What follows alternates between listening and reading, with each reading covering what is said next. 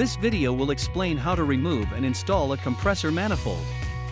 The tools needed are 8mm hex key, O-ring pick, and eye protection. Always remember to put safety first.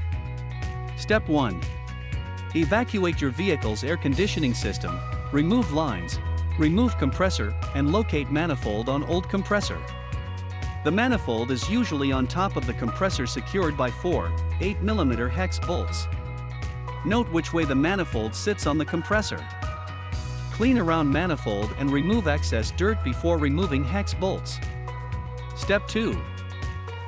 Remove bolts using caution as compressor may be under pressure.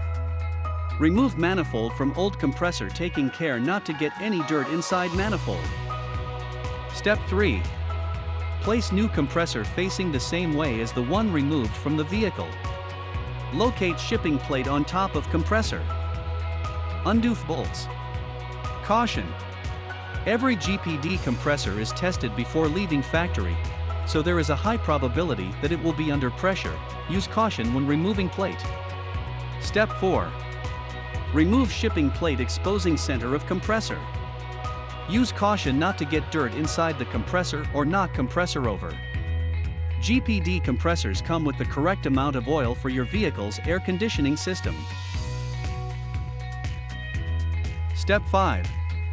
Using O-ring pick, GPD 581149-3, remove manifold gasket under shipping plate.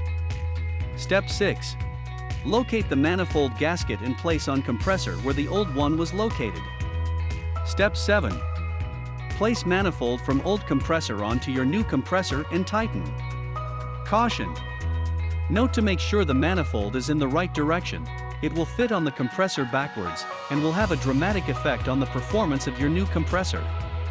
Ensure the manifold is put on the new compressor in the same place and location as when it was taken from the old one. For more tech tips, visit gpdtechtips.com.